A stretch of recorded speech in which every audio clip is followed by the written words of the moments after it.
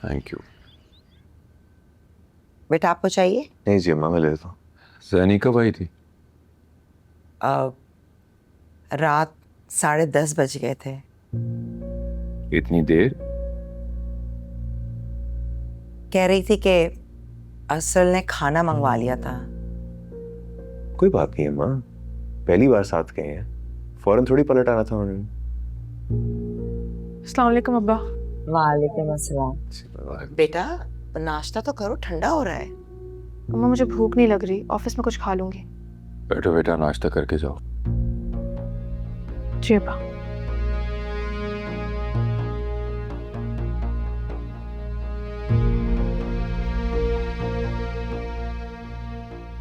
अब्बा I am sorry, कल काफी देर हो गई थी। कोई बात नहीं। अब्बा मैंने अरसद से कहा भी था कि हम कहीं करीब चलते हैं, लेकिन उसे वहाँ का खाना ही नहीं पसंद था। मुझे तो पता भी नहीं था कि वो खाना ऑर्डर करेगा, और उसने मुझसे किसी बात की इजाज़त नहीं ली थी। बस अब उसे इस बात की सजा ही मिलेगी कि तुम शादी के बाद ही उसके साथ कहीं बाहर जाओ।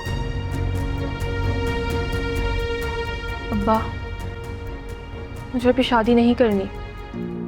क्यों नहीं करनी बेटा? मैं इस माह तुम्हारी शादी कर रहा हूँ। कल मैंने उसके घर वालों को तारीख देने के लिए बुलाया है। अब्बा कल? ये बड़ा अच्छा सोचा है आपने अब्बा।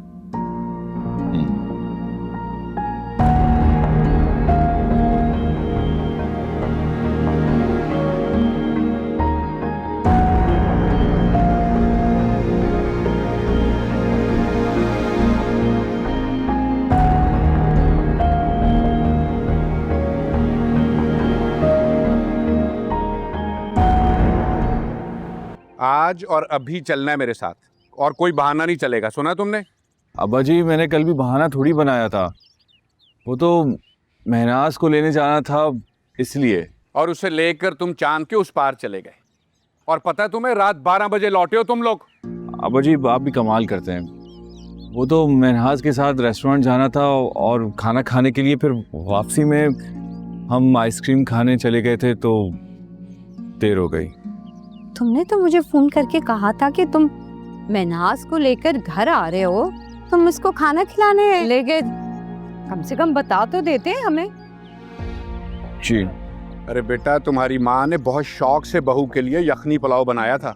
हाय हाय हाय, क्या क्या कमाल का बना था। अम्मी आपने यखनी पुलाव बनाया था? हाँ तो बता तो देती, मुझे पता होता तो मैं फौरन आ जाता, मैं भले क्यों जाता फिर। नहीं बेटा, तुम्हारी शादी के बाद एक बात मुझे समझ में आई है कि लड़की जो है ना पराए घर से नहीं आती है, उसके बाद बेटा भी पराया हो जाता। अच्छा बस ना, नाश्ता करने दो बच्चे को, देखो खामखा शर्मिंदा हो रहा है। अम्मा अगर आपको अच्छा नहीं लगा तो नहीं जाएंगे? अरे नहीं बेटा, तुम्हारी माँ का ऐसा कोई ख्याल नहीं था। चलें, आप कह रहे हैं तो ठीक है। आप चाय नहीं लेके आई? मैं लेके आती हूँ, आप बैठे। अरे ये अचानक इसकी काया कैसे पलट गई? अम्मी महनाज इतनी बुरी नहीं है जितना आप समझती हैं, इसे प्यार और नरमी से बात करेंगी, ये आपकी बात को समझेगी। चलो ये भी करके देख लेते हैं हम। अरे बेटा, मोहब्बत में बहुत ताकत होती है। जी जी अबू जी। अच्छा चल के तुम लोग नाश्ता कर लो, ठंडा हो रहा है।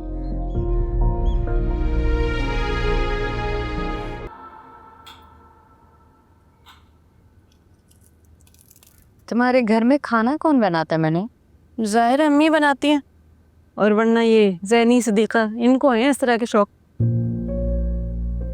क्यों, तुम्हें शौक नहीं? जो मुझसे नहीं होते किचन के काम। अच्छा, वैसे लड़कियों को कुछ आए ना आए खाना बनाना आना चाहिए। अब देखो ना, शादी के बाद रोज बाहर का तो खाना नहीं आ सकता ना। क्यों? आपके घर में तो आ सकता है ना। तुम्हारे अब्बू को घर का सालन और घर की रोटी पसंद है।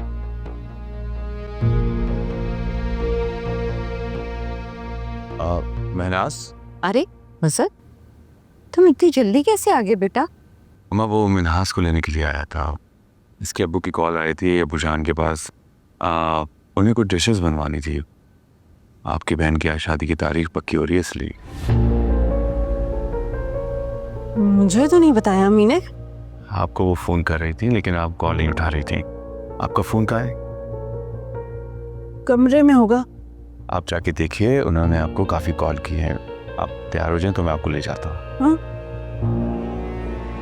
पराया कर दिया मुझे शादी करके, यकदम ही पता चलती है हर बात। अरे बेटा, इस मौके पे बहुत काम होता है, दिमाग से बात निकल जाती है।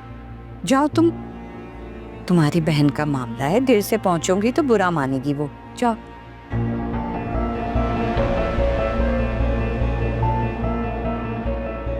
तौबा, इस लड़की में कितना गुस्सा है भाई।